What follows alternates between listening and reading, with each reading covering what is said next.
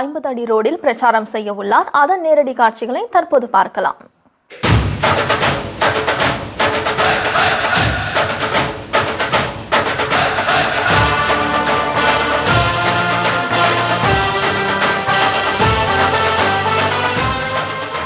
முடங்கி கிடக்கு. அதனாலதான் தமிழ்நாட்டில் பணப்புழக்கமே இல்லை. அந்த திருட்டின காசை தான் எடுத்துட்டு வந்து தேர்தல் நேரத்துல மட்டும் ஓட்டுக்கு காசு கொடுக்கிறோம் சொல்லி வந்து உங்க எல்லாரையும் ஏமாத்திக்கிட்டு இருக்காங்க. யார் 500 ரூபாய் கொடுக்கறாங்கன்னு பார்க்காதீங்க. இந்த தொகுதி பிரச்சனைக்கு யார் நம்ம கூட இருந்து தொகுதியை முன்னேற்றுவாங்க, இந்த தொகுதியின் முன்னேற்றத்துக்கு நம்ம தோளோட தோட யார் இருந்து உறுதியாக போராடுவாங்க. இதுவரைக்கும் 50 வருஷமாக சரி செய்யப்படாத கழிப்பிட வசதிகள், சாக்கடை, பாதாள சாக்கடை பிரச்சனை, குடி தண்ணீர் இணைப்பு, கழிவு நீர் இணைப்பு, எல்லாருக்கும் தினந்தோறும் தண்ணி கிடைக்குதா? இங்க டெய்லி வாட்டர் வருதா? ஏன் கொஞ்சம் சவுண்டா தான் சொல்றீங்க, ஏன் பயப்படுறீங்க? அமைதியா இருக்கு. எதை மிரட்டிட்டாங்களே யாராவது உங்களை எல்லாம்? தைரியத்தின் மொத்த உருவம் உங்க கேப்டன் இருக்காரு இந்த மதுரை மண்ணிற்கு. தைரியமா பேசுங்க. மற்ற தொகுதிக்கெல்லாம் போன என்னமா மக்கள் என்கிட்ட பேசுறாங்க. இதே மதுரைக்கு கேப்டன் அவ்வளவு பெரிய தைரியசாலி. ஆனா இந்த மதுரையில பிறந்த நீங்க எல்லாம் அப்படியே அமைதியா இருக்கீங்க. என்னன்னு தெரியல. இன்னும் கொஞ்சம் நேரம் ஆகணும் போல ரியாக்ஷன் வர்றதுக்கு. இல்ல இன்னும் டைம் ஏறல போல இருக்குது. அதானே காமெடிக்கு தான் சொன்னேன். நான் இதை மௌன புரட்சியாக எடுத்துக்கிறேன். இதுதான் மௌன புரட்சி. இந்த மௌனம் நீங்க போடுற ஓட்டுல நிச்சயம் பிரதிபலிப்பீர்கள் என்ற நம்பிக்கை எனக்கு இருக்கு.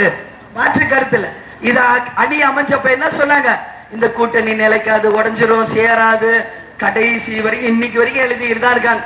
ஆனா எல்லா தலைவரும் இன்னைக்கு பிரச்சாரத்தை கிளம்பிட்டாங்க. எல்லா வேட்பாளரையும் அறிவிச்சுட்டாங்க. இன்னும் ஏதாவது சிண்டு முடிக்கலாமான்னு பத்திரிகைகளும் சேனல்ஸும் ஏதோ ட்ரை பண்ணிட்டு தான் இருக்காங்க. ஒன்னும் நடக்க போறது இல்ல.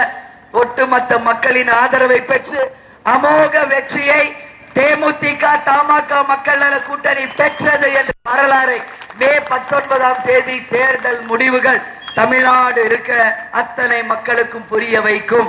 3வது அணின்னு சொன்னாங்க. நான் எல்லா தொகுதிக்கும் நேரடியா போயிட்டு இன்னைக்கு மதுரையில உங்க முன்னாடி நிக்கிறேன். இது 3வது அணி இல்லை, மக்களால் ஏற்றுக்கொண்டப்பட்ட முதல் அணி என்று இன்னைக்கு ஒட்டுமொத்த தமிழ்நாடு மக்களே இன்னைக்கு வரவேற்கிறாங்க.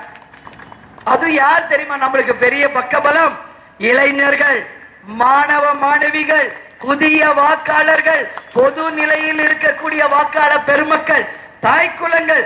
வெறும் காசுக்கு நம்ம மாறி போட வேணாம். கலைஞருக்கு 5 வாட்டி வாய்ப்பு கொடுத்தோம், ஜெயலலிதாவுக்கு 3 வாட்டி வாய்ப்பு கொடுத்தோம். ஒரு டெவலப்மெண்ட்டும் இங்க இல்ல.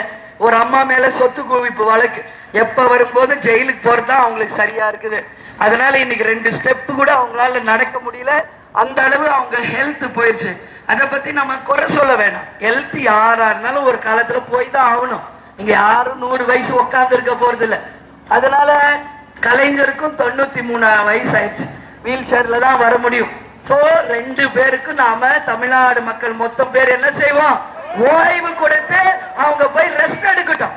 கொடநாடு பங்களா கட்டியிருக்காங்க, அங்க போட்டோம். இல்ல சொத்து குவிப்பு வழக்கு கேஸ் வந்தா ஜெயில போய் ரெஸ்ட் எடுக்கட்டும். கலைஞர் அவர் வீடு இருக்கு, அங்க ரெஸ்ட் எடுக்கட்டும். ஸ்டாலினை இன்னைக்கு யாரும் முதல்வரா ஏத்துக்க தயாராகவே இல்லை.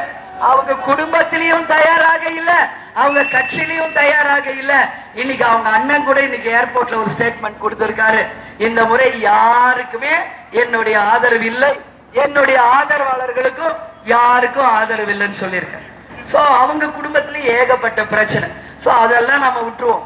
இன்னைக்கு மக்களால் ஏற்றுக்கொள்ளப்பட்ட இந்த 6 தலைவர்களும் கரைபடியாத கரங்களுக்கு சொந்தக்காரர்களாக நேர்மையாக உண்மையான நல்ல ஆட்சியை தந்து உறுதியாக தமிழ்நாட்டுக்கு வேண்டிய அனைத்து வசதிகளையும் செய்வோம் என்ற வாக்குறுதியை சொல்றேன்.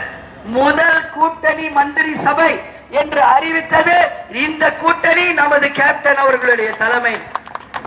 திமுக அதிமுக அறிவிக்குமா? அறிவிக்கவே மாட்டாங்க. ஏன்? அடிக்கிற மொத்தக்குள்ள அவங்க கிட்ட போகணும். கூட்டணி மந்திரி சபை என்பதை தமிழக அரசு இதுவரைக்கும் பார்க்கல. நிச்சயமாக முதல் முறையாக கூட்டணி மந்திரி சபையை நீங்க எல்லாரும் பார்க்க போறீங்க.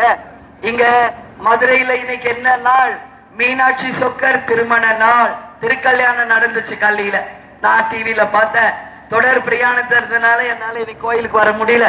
ஆனால் நிச்சயமா உங்க எல்லாருக்கும் நான் சொல்றேன், மீனாட்சி சுக்கர் அருளால அனைத்து தாய் குலங்களும் இன்னைக்கு புது மஞ்சக்கயிறு கட்டி இருக்கீங்க. அதோட நீங்க எல்லா தீர்க்க சுமங்கலியா எல்லா ஐஸ்வர்யங்களையும் பெற்று மதுரையில இருக்கிற எல்லாருமே நல்லபடியாக வாழணும்னு சொல்லி நானும் வாழ்த்துறேன். மதுரையின் மருமகளாக அந்த ட்ரெடிஷனை 25 வருஷமா நானும் இன்னைக்கு வரைக்கும் ஃபாலோ பண்ணிக்கிட்டு தான் இருக்கேன். திருக்கல்யாணத்தன்னைக்கு நானும் புது மஞ்சள் கயிறு கட்டிக்குவேன். மதுரை மல்லிப்பூ வைக்காம நான் இருந்ததே கிடையாது, எஸ்பெஷலி இந்த டே. அதனால நிச்சயமாக அந்த பெருமை இங்க மதுரையில் இருக்கிற ஒவ்வொருத்தருக்குமே உண்டு என்பதை இந்த நேரத்தில் உங்களோட பகிர்ந்துக்கிறேன். இப்போ நம்ம வேட்பாளர் ஜெயிச்சு வந்தா இந்த தொகுதியை என்ன முன்னேற்றுவார் என்பதை இந்த நேரத்தில் உங்ககிட்ட சொல்லும். அதுதான் முக்கியம். இங்க மீனாட்சி அம்மனுடைய கலாச்சார பண்பாட்டு அடையாளமான மீனாட்சி அம்மன் கோயில் இங்க அமைஞ்சிருக்கு 4 மாட வீதியில. தொகுதி முழுக்க சாக்கடையும் குடிநீரும் கலந்து வரக்கூடிய பிரச்சனை தொடர்ந்து இங்க இருக்கு. தொகுதிக்கு உட்பட்ட எந்த வார்டிலுமே குடி தண்ணீர் கிடையாது. 2-3 நாள் என்று தொடங்கி இங்க 7 நாட்களுக்கு ஒரு வாட்டி தான் வாட்டர் வருது. இது நான் எழுதின்னு வந்ததுன்னு நினைச்சுக்காதீங்க. நான் இங்க வரேன்னு சொன்ன உடனே நமது மத்திய தொகுதி மக்கள் அவர்களுடைய கோரிக்கையாக எங்க கிட்ட எழுதி கொடுத்தது. உங்க வேட்பாளர் வெற்றி பெற்றால் இந்த கோரிக்கைகளை எல்லாம் எங்களுக்கு நிறைவேற்றி தர வேண்டும் என்று. வேற யாரோ எழுதி கொடுத்ததை நான் வாசிக்கிறேன்னு நினைச்சுக்காது. இந்த தொகுதிக்கு உட்பட்ட பிரச்சனைகள் தான். அதனால அவர் ஜெயிச்சு வந்த உடனே தினம்தோறும் உங்களுக்கு இலவசமாகவே உங்க வீட்டு குழாயிலேயே சுத்திகரிக்கப்பட்ட தண்ணி, அதுதான் ரொம்ப முக்கியம், சாக்கடை கலந்தது கிடையாது, சுத்திகரிக்கப்பட்ட குடி தண்ணீர் அனைவருக்கும் வழங்கப்படும். அதே போல இங்க வடகரையும் தென்கரையும் இணைக்கக்கூடிய 2 தரைபாலங்கள் முற்றிலுமா உடைச்சிட்டாங்க. ஏன் உடைச்சிங்கன்னு கேட்டா மேம்பாலம் கட்ட போறோம். பாலத்தையும் கட்டல, ஒழுங்கா இருந்த ரோட்டா இருந்தாவது மக்கள் ஒழுங்கா போயிட்டு வந்திருப்பாங்க. அதையும் உடைச்சு விட்டு இன்னைக்கு மக்கள் அதை முற்றிலும் பயன்படுத்தவே முடியாத அளவு குண்டும் குழியுமாக இருக்கிற ஒரு சாலையா மாத்திட்டாங்க. உறுதியாக நீங்க போடுற ஓட்டு யார் அதை செஞ்சாங்களோ அவங்களையே அந்த குண்டு குழியில போட்டு அடக்கம் பண்ணக்கூடிய அளவு தீர்ப்புகள் இருக்கும் என்பதுல எந்த விதமான ஐயமுமே கிடையாது. அதே போல நகரின் மத்தியில போக்குவரத்து நெரிசலை சரி செய்வதற்கு தல்லாகுளத்துல தொடங்கி பெரியார் பேருந்து வரைக்கும் பறக்கும் மேம்பால திட்டம் நிச்சயமாக வரும் அப்படின்னு ஜெயலலிதா அறிவிச்சாங்க. ஆனா வெறும் ஏட்டளவுல தான் இருக்கு. அந்த செயல் இன்னைக்கு வரைக்கும் தொடங்கப்படக்கூட இல்லை, முடிக்கப்படல என்பது உங்க எல்லாருக்கும் தெரியும். ஜெயலலிதா அவர்கள் சொல்ற எல்லா வாக்குறுதிகளுமே பொய்யான வாக்குறுதி தான். 110 விதியின் கீழே அவங்க சட்டசபையில் உட்கார்ந்து பேசின அத்தனை வாக்குறுதிகளும் பொய்யான வாக்குறுதி தான். இதுல ஒரு வாக்குறுதி கூட உண்மையே இல்லை. இதுல அவங்க சொல்றாங்க, அம்மா சிமெண்ட் கொண்டு வந்த, அம்மா உணவகம் கொண்டு வந்த, அம்மா மருந்தகம் கொண்டு வந்த. அம்மா சிமெண்ட் நீங்க எல்லாரும் யாரோ ஒரு நாளைக்கு ஒரு மூட்டையாவது வாங்கியிருக்கீங்களா? ஒரே ஒரு மூட்டை யாருக்காவது கிடைச்சிச்சா? அம்மா மருந்தகத்துல யாராவது போய் ஃப்ரீ கொஞ்சம் கம்மி ரேட்ல மருந்து வாங்குனீங்களா? அம்மா உணவகத்துல போய் சாப்பிட்டா வயிறு டைஜஷன் ஆகுதா?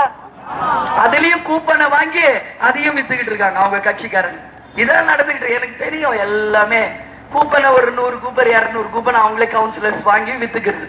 அப்ப எதுக்கு இந்த மாதிரி பொய்யான திட்டங்களை